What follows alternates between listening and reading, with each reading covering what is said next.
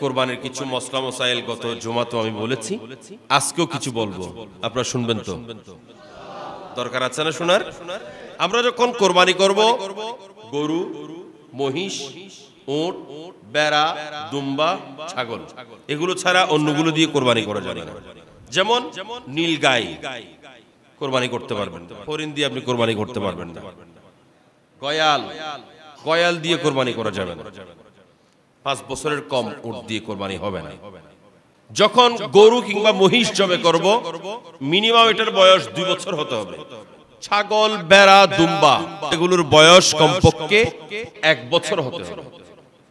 কিন্তু যদি কোনো কারণে দুম্বা কিংবা ভেড়া এগুলো দেখতে অনেক সময় 6 মাস বয়স হলেও এগুলোকে 1 বছর বলে মনে হয়, হৃষ্টপুষ্ট হয়ে যায়, তখন এগুলো দিয়ে আপনি কোরবানি করতে পারবেন।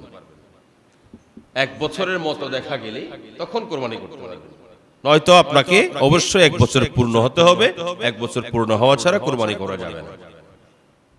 আমাদের অনেক ভাইয়েরা বিদেশের মধ্যে অবস্থান করেন, যাদের কোরবানি দেশের মধ্যে করা হয়। বিদেশে থাকলেও আমাদের প্রবাসী ভাইয়েরা, ইনারা কিন্তু আমাদের জন্য রেমিটেন্স পাঠান, কিন্তু নিজেরা এই কোরবানির দিনে ঘুমিয়ে ঘুমিয়ে কাটান। আমাদের জন্য রেমিটেন্স পাঠান আর নিজেরা ঘুমিয়ে ঘুমিয়ে কাটান। কারণ ইনারা মনে করেন আমাদের পরিবার যদি খুশি হয় আমরা খুশি। কথা বলেন ঠিক কিনা? ইনারা বলেন পরিবার যদি খুশি হয় আমরা খুশি। আমরা কিন্তু এই ঈদের দিন, আজকে ওনাদের ঈদের দিন, আমরা সকাল থেকে কয়জনেই বা ফোন করেছি বিদেশের মধ্যে আমি জানি না। আমাদেরও দরকার আজকে অন্তত ফোন করে তাদের খবর নেয়া, তারা কতটুকু কি করলো না করলো, তারা কিছু কিনতে পারলো আর না পারলো, আপনি ফোন করলে মনে হবে তারা কিছু কিনে ফেলেছে, তাদের এমন খুশি লাগবে। আল্লাহ আমাদেরকে এগুলো বুঝার তৌফিক দান করুন। তো যারা বিদেশের মধ্যে আছেন তারাও তো কোরবানি করবেন, তাদের পক্ষে আপনারা কোরবানি করবেন। তো নিয়ম হলো, যদি আপনি কোনো ব্যক্তির নামে কোরবানি করতে চান, কোরবানিটা করার আগে ওনার কাছ থেকে অনুমতি নিতে হবে। 1 নম্বরে কি নিতে হবে? একটু বলেন, কি নিতে হবে? অনুমতি নিতে হবে। 2 নাম্বার হলো, আপনি যেই ব্যক্তির নামে কোরবানি করছেন তিনি যেখানে আছে ওখানে ঈদের জামাত হতে হবে সেরকম কোনো কথা নেই।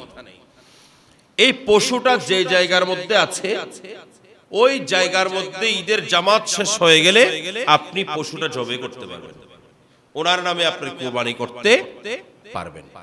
মাসলা নম্বর 3, পশু জবে করেছেন কিন্তু পশুটা এখনো নিস্তেজ হয় নাই, এখনো শান্ত হয় নাই পশুটা, এখনো পর্যন্ত পশুটা নড়াচড়া করতেছে। যতক্ষণ পশু নিস্তেজ হবে না ততক্ষণ আপনি এখানে ছুরা লাগাইতে পারবেন না। নিস্তেজ হওয়ার আগ পর্যন্ত পানি মারা যাবে। খতিব সাহেব, ইমাম সাহেব জবে করেছেন, এখন কোনো কারণে যদি এটার ভেতরে জান থেকে যায়, সেজন্য আমরা কি করি, একটা ছোট্ট ছুরা নিয়ে ভেতরের রক্তটা কেটে দেয়, ঠিক না? তখন এটা নিস্তেজ হয়ে যায়। ছোট্ট রক্তটা যখন কাটতে যাচ্ছেন তখন যিনি কাটবেন ইনি অবশ্যই মুসলমান হতে হবে 1 নম্বরে। 2 নম্বরে হলো বিসমিল্লাহে আল্লাহু আকবার। যিনি আবার দ্বিতীয়বার কাটতেছেন তাকেও বলতে হবে। আপনি যখন গরুটাকে কেটে ফেলছেন, রানের হাড্ডি আর কোথায় কোথায় হাড্ডি টাড্ডি যেখানে যেখানে থাকে আর কি, হাড্ডিগুলো কি করবেন? হাড্ডিগুলো অনেক সময় দেখা যায়, এগুলো আমি দেখেছি, অনেক মা বোনেরা ইনারা কি করেন, এগুলো একপাশে জমা করেন। যখন কোরবানি চলে গেছে, মাসখানিক হয়ে গেছে, এগুলো একটু শুকাই টুকাই গেছে, ওই হাড্ডি বিক্রেতা অর্থাৎ টোকাই যখন আসছে, টোকাইকে বলে যে এগুলো কয় টাকা দিবি? টোকাই বলছে 100 টাকা দিবে বা 50 টাকা দিবে, যা বলেছেন তা দিয়ে টোকাই কাছে বিক্রি করেছেন। কিন্তু মনে রাখবেন, এগুলো সবাই আজকে মনে রাখুন এবং আমাদের মা বোনদেরকেও শোনাবেন, কোরবানির গরু থেকে বের হওয়া হাড় আপনি বিক্রি করতে পারবেন না।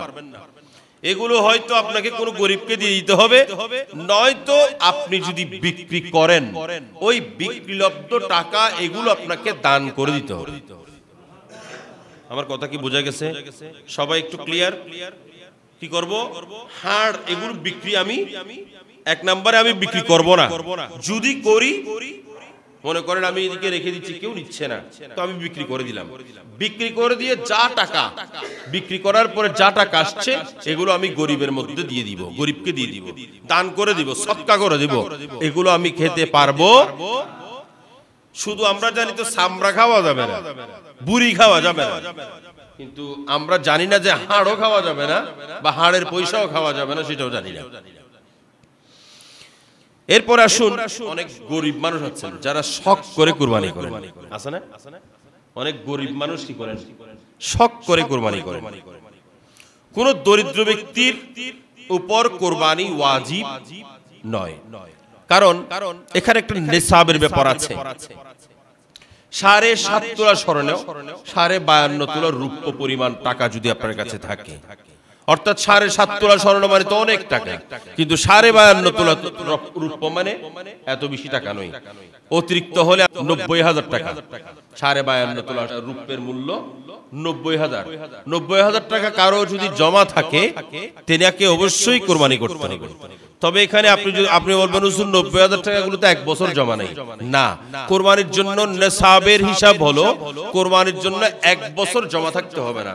কোরবানির জন্য হিসাব হলো আপনার কাছে যদি এই জিলহজ মাসের যে 10 তারিখ, 11 তারিখ, 12 তারিখ এই 3 দিনের মধ্যে যদি আপনার কাছে 90,000 টাকা জমা থাকে তাহলে আপনাকে অবশ্যই কোরবানি করতে হবে। আমার কথা বোঝা গেছে? তাহলে অবশ্যই আপনাকে কি করতে হবে? কোরবানি করতে হবে। তবে মনে করেন আপনার কাছে, এখানে আরেকটা জিনিস আমাদের জানা দরকার, আমরা অনেক সময় এগুলো নিয়ে ঠাট্টা করি।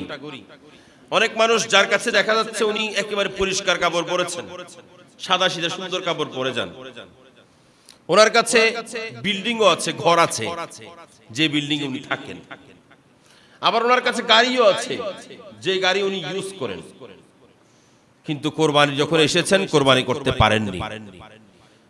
আপনি কি করলেন? ডেকে ডেকে ওনাকে অপমান করতেছেন। ওনাকে দেখা মাত্র ওরা দুটিয়ার মালিক, গাড়ি আছে, বিল্ডিং আছে, কোরবান কেন করস? এই কথাটা আপনি বলতে পারবেন না। কেন? কারণ ওনার কাছে কয় টাকা আছে আপনি তো জানেন না। ওনার কাছে তো ফ্ল্যাট নাই, ওনার কাছে তো ভাড়া ঘর নাই। উনি কোনো কারণে, যদিও ঘরটা আছে থাকার জন্য, ইউজ করার জন্য গাড়ি আছে, কিন্তু ওনার পকেটে টাকা আছে কিনা সেটা তো আপনি জানেন না। উনি এখন নেসাবের ভেতরে আছে কিনা সেটা তো আপনি জানেন না। সুতরাং কোরবানি করছ না কেন, এটা আপনি বলতে পারবেন না। এটা আপনি বলাটা আপনার জন্য উচিত হবে না। কেন? কারণ হলো আপনি কোরবানি করেছেন ঠিকই, কোরবানি করেছেন, সওয়াব পাবেন। কোরবানি পশুর প্রত্যেকটা লুমের বিনিময়ে আল্লাহ আপনাকে সওয়াব দান করবেন, কিন্তু আপনি আরেকজন মানুষের অন্তরের মধ্যে যে কষ্ট দিয়েছেন সেই ব্যক্তি আপনাকে ক্ষমা যতক্ষণ করবে না ততক্ষণ আল্লাহও আপনাকে ক্ষমা করবেন না। সেজন্য আমাদেরকে মনে রাখতে হবে, আমি কোরবানি, আমি টাকা আছে, আমি গরু কিনেছি, তাই বলে আমি আরেকজনকে খোঁচা দিতে পারবো না। আরেকজনকে খোঁচা দেওয়া যাবে না। মনে রাখবেন, যারা কোরবানি করতেছেন তাদের জন্য একেবারে জবান বন্ধ রাখাটা আরো জরুরি বেশি, আরো জরুরি বেশি। এখন আমরা কোরবানি গরু কিনে তাড়াতাড়ি ফেসবুকে পোস্ট দিয়ে দিই, এত লাখ টাকা, আলহামদুলিল্লাহ এত লাখ টাকা। কথা বুঝছেন না? আলহামদুলিল্লাহ এত লাখ টাকা কোরবানি গরু কিনছি। আপনার এই পোস্টের কারণে আপনার ভেতরে অহংকার এসেছে, আপনার এই পোস্টের কারণে আপনার ভেতরে অহমিকা এসেছে, আপনি লোক দেখানোর মধ্যে পড়ে গেছেন, মানুষকে খুশি করার মধ্যে আপনি অংশীদার হয়ে গেছেন। আল্লাহ বলছেন, ইন্না সলাতি ওয়া নুসুকি ওয়া মাহইয়ায়া ওয়া মামাতি লিল্লাহি রাব্বিল আলামিন। নিশ্চয়ই কুরবানি আমার জন্য, নামাজ আমার জন্য, কুরবানি আমার জন্য, মওত আমার জন্য, তোমার হায়াত আমি আল্লাহ, তোমার জীবন মরণ সব আমি আল্লাহ। সুতরাং আপনি যদি আল্লাহকে বাদ দিয়ে আর কাউকে দেখাতে যান তাহলে আপনার কোরবানি ঠিক আছে? কথা বলেন, ঠিক আছে? এগুলো আমরা মনে রাখবো।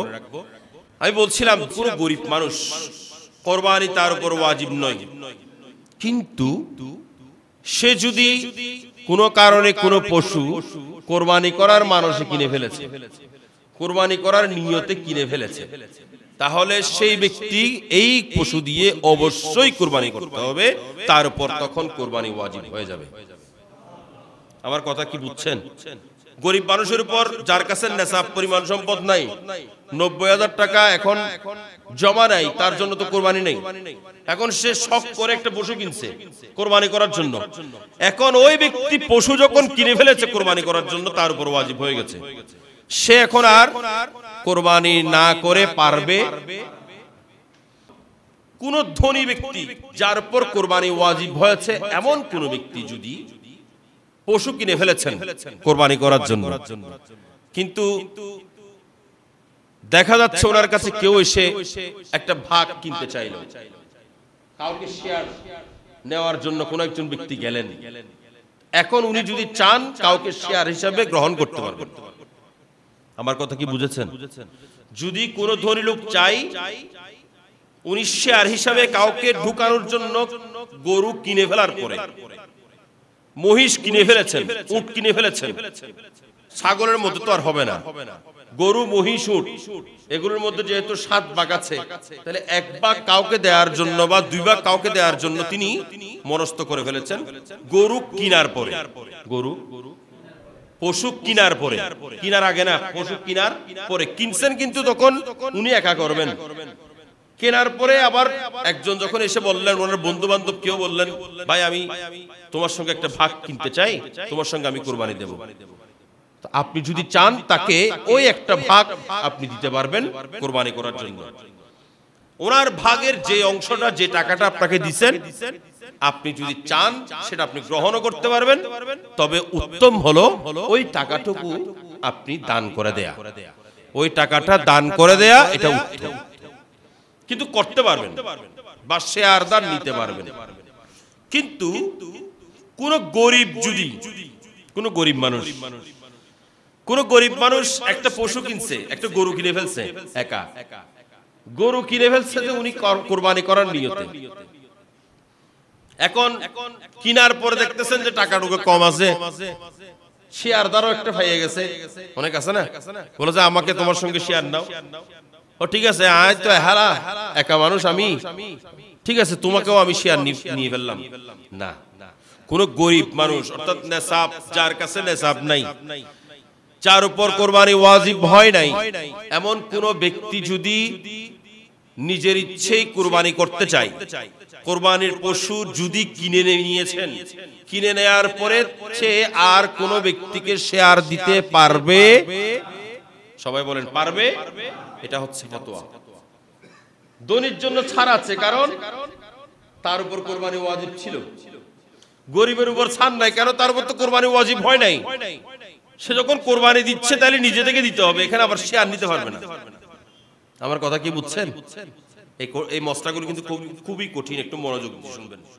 কোরবানি গরু কেনার পরে গরুটা হারিয়ে গেছে, এখন যার গরু হারিয়ে গেছেন তিনি যদি ধনী লোক হন, তিনি যদি কি হন, ধনী লোক হন, তাহলে তিনি আরেকটা কিনতে হবে, আরেকটা কিনে কোরবানি করতে হবে। আর যদি গরিব হয় তাহলে আরেকটা কিনতে হবে না, আরেকটা কিনা লাগবে। যদি গরিব হয় অর্থাৎ যার উপর কোরবানি ওয়াজিব হয় না এমন কোন ব্যক্তি হয়, তাহলে দ্বিতীয়টা কিনতে হবে না তাকে, তার কোরবানি আল্লাহ কবুল করে নেবেন। এটা গরিবের জন্য ওখানে ছাড় আছে। কিন্তু এখানে কথা আরেকটা আছে, দ্বিতীয় মাসলাটা এটার সঙ্গে রিলেটেড। দ্বিতীয় হচ্ছে, এখন ধনী ব্যক্তি তার পশু হারিয়ে গেছে, কোরবানির 10 তারিখ 10 জিলহজ অর্থাৎ প্রথম কোরবানির দিন হারাই গেছে, এর আগে হারাই গেছে, এই আরেকটা পশু কিনে ফেলছে যাতে কোরবানি করবে। এখন 10 জিলহজের পরে অর্থাৎ কোরবানির দিন পশুটা পাওয়া গেছে, অথবা এর আগের দিন পাওয়া গেছে, আরেকটা কিনার পরে যেটা হারাই গেছে ওইটাও পেয়ে গেছে। আমার কথা বুঝছেন? আরেকটা কিনার পরে যেটা হারাই গেছে ওইটাও পেয়ে গেছে। এখন ওইটা যখন পেয়ে গেছে, এখন কি করবেন আপনারা বলেন তো? কি করবেন? একটু বড় করে বলবেন। আপনারা দুটোটা দিতে হবে। আচ্ছা আপনারা কি বলেন সবাই? পিছনে যারা আছে তারা বলেন তো, দুটোটা দিতে হবে, একটা দিতে হবে? কুইজের মতো বলি। আচ্ছা শুনুন, কোন ধনী লোক যদি হয় তাহলে প্রথমটা হারাই গেছে, হারায় যাওয়ার পর আরেকটা কিনে আনছে, কয়টা হয়েছে? দুইটা হয়ে গেছে। এখন ওই ধনী লোক যার উপর কোরবানি ওয়াজিব হয়েছিল, যার উপর কোরবানি শর্ত আছে কিন্তু, যার উপর কোরবানি ওয়াজিব হয়েছিল, তিনি হারিয়ে যাওয়ার পর আরেকটা কিনে জবাই করতে হবে। এখন আরেকটা কিনেছেন, কেনার পরে ওইটা পেয়ে গেছে আবার, এখন কি করবেন? এখন তিনি একটা জবাই করবেন, আরেকটা চাইলে তিনি রেখে দিতে পারবেন, অথবা সেটাকে সদকা করতে পারবেন, দানও করতে পারবেন, জবাই করে খাইতে পারবেন। আমার কথা বুঝছেন? এটা কার জন্য? যিনি যার উপর কোরবানি ওয়াজিব হয়েছে তার জন্য। তিনি চাইলে দুটোটা জবাই করতে পারবেন, আবার তিনি চাইলে একটা জবাই করবেন, আরেকটা রেখে দিতে পারবেন, কোনো অসুবিধা নেই। কিন্তু যার উপর কোরবানি ওয়াজিব হয় নাই, কি বলছিলাম? ওয়াজিব হয় নাই, গরিব মানুষ, দরিদ্র মানুষ, তার মন চেয়েছেন কোরবানির জন্য পশু কিনছেন, এখন পশুটা হারায় গেছেন, হারায় যাওয়ার পরে তাকে আরেকটা কিনতে হবে। যদি সে পশু আরেকটা হারায় গেছে, তাহলে আরেকটা কিনে ফেলছে, বলে যে গরিবের তা আজকে গিয়ে আর কিনে ফেলে, আরেকটা যদি কিনে ফেলে সে, তাহলে অবশ্যই তাকে দুটোটা জবাই করতে হবে। গরিব মানুষের তো কিরম করবো, দুনো জরম করবো, আর পয়সা লাগতে উগ্র জরারি চলি। কেন? ইসলামী শরিয়া আপনাকে আরেকটা কিনতে বলে নাই, আপনি আরেকটা কিনলেন কেন? সেজন্য আপনাকে দুটোটা জবাই করতে হবে। যার কাছে, যার উপর কোরবানি ওয়াজিব হয় নাই, তাকে দুটোটা জবাই করতে হবে। আর যার উপর কোরবানি ওয়াজিব ছিল, সেই ব্যক্তি হারিয়ে যাওয়ার পর আরেকটা কিনে আনছে ঠিকই, কিন্তু যখন পূর্বেরটা পেয়ে গেছেন, তাহলে যে কোনো একটা জবাই করলে হয়ে যাবে। আর একটু বড় করে বলি, আপনাদের কষ্ট লাগতেছে? বুঝতে কষ্ট হচ্ছে? আচ্ছা, এরপর আসুন, কোন পশুর দাঁত নাই, কি নেই? দাঁত নাই, অথবা এত পরিমাণ দাঁত পড়ে গেছে ঘাস খাইতে পারে না, এই পশু দিয়ে আপনি কোরবানি করতে পারবেন না। কোন পশুর শিং গোড়া থেকে ভেঙে গেছে, যার কারণে ওই পশুর মস্তিষ্কে আঘাত হয়েছে, মস্তিষ্ক ক্ষতিগ্রস্ত হয়েছে, অথবা শিংটা এরকম টান দিলে দেখা যায় ভেতরে মগজ, ভেতরে সবকিছু দেখা যাচ্ছে, তাইলে এই পশু দিয়ে আপনি কোরবানি করতে পারবেন। যদি জন্মগত অনেক পশু দেখবেন, অনেক গরু দেখবেন জন্মগত এটা একেবারে বুড়া হয়ে গেছে গরুটা, কিন্তু এখনো শিং ভালো করে, এরকম আছে না? অনেক মানুষ দেখবেন বুড়া হয়ে গেছে, এখনো পর্যন্ত ভালো করে দাঁড়িয়ে উঠে নাই, তাহলে এটা কি দোষ নাকি? দোষ না, এটা আল্লাহ যা দিয়েছেন তাই। কথা বুঝেন নাই? ওই গরুর ব্যাপারও একই, গরুকে আল্লাহ শিং যতটুকু দিয়েছেন ততটুকু না। এখন যদি জন্মগতভাবে শিং না থাকে, তখন ওই গরু দিয়ে আপনি কোরবানি করতে পারবেন, কোনো অসুবিধা হবে। কোরবানি করার নিয়তে আপনি একটা গরু কিনলেন, একটা গরু কোরবানি করার নিয়তে কিনেছেন। এখন গরুটা, এটা তো গ্রাম না, গ্রাম না হলেও কিন্তু মশলা হিসাবে বলছি, গ্রামের মধ্যে অনেক সময় বলে যে গরু তো 15 দিন আগে কিনে ফেলছি বা 1 মাস আগে কিনে ফেলছি সস্তা পাওয়ার জন্য, এখন গরুটা এমনি রেখে দিছি, জানা গরুটাকে তো বসায় বসায় খাওয়াচ্ছি, একটু হাল চাষও করাই ফেলি। যদি কোনো কারণে কোনো ব্যক্তি কোরবানির গরু দিয়ে হাল চাষ করায়, তাইলে ওই হাল চাষের একদিনে যত টাকা খরচ পড়বে, সেই পরিমাণ টাকা তাকে সদকা করে দিতে হবে, কারণ কোরবানির গরু দিয়ে হাল চাষ করা যাবে না। 2 নাম্বার, এই কোরবানির গরু, এটার উপর আরোহণ করা, এটার উপর চড়া, আমরা অনেক সময় এই ভুলটা বেশি করি।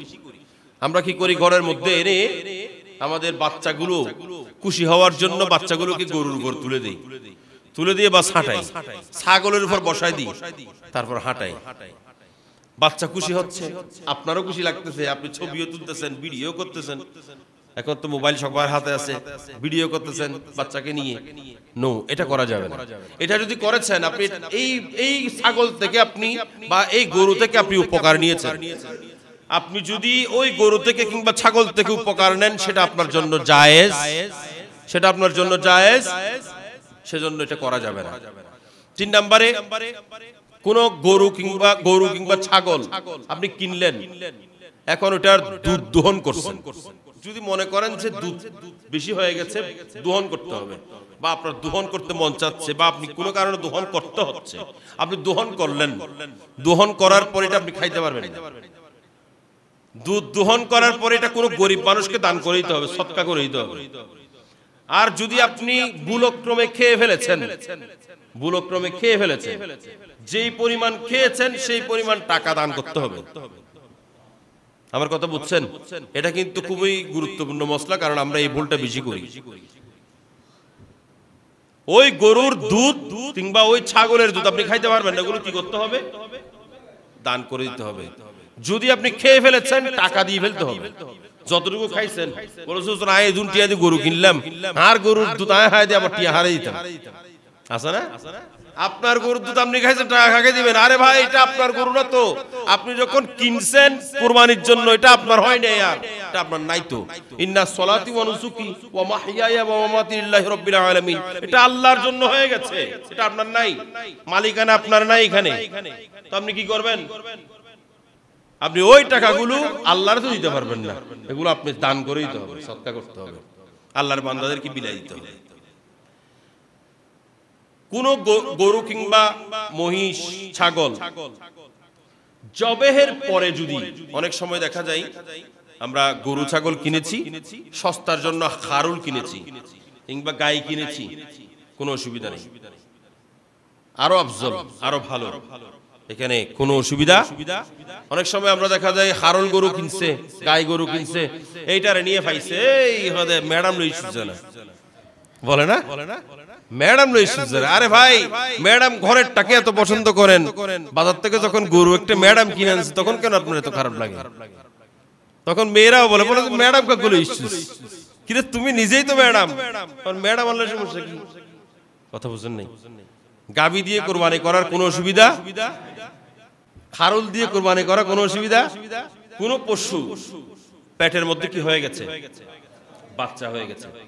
এখন পেটের মধ্যে বাচ্চা হওয়ার পর আপনি কি করবেন? এটা পেটের বাচ্চা যেটা, এটা সহজ যখন আপনি জবে করেছেন, জবে করার পরে পেটের বাচ্চা জিন্দা জীবিত বের হয়েছে, জীবিত যদি বের হয়, আপনাকে এটাকে আবার এটাকেও কি করতে হবে? জবে করতে হবে। জবে করে আপনি খাইতে পারবেন না, এটা দান করে দিতে হবে।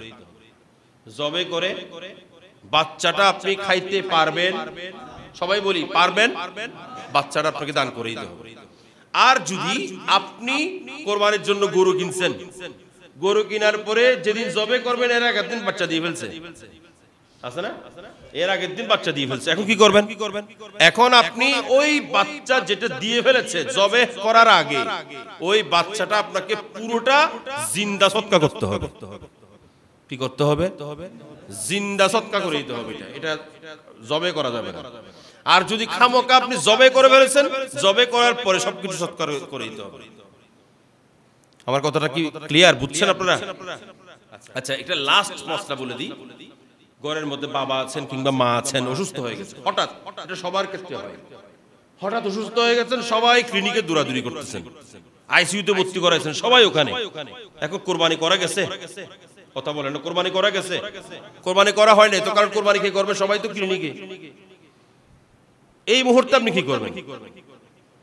যদি এই ধরনের কোন সিচুয়েশন ক্রিয়েট হয়, তখন অর্থাৎ এমন কোন সিচুয়েশন ক্রিয়েট হয়েছে যার কারণে আপনি 3 দিনের মধ্যে 10, 11, 12, 10 তারিখ থেকে শুরু করে 12 তারিখের সূর্যাস্ত পর্যন্ত এই সময়টুকুর মধ্যে আপনি কোরবানি করতে পারলেন না, কিন্তু পশু কিনে ফেলেছেন, তাহলে কি করবেন?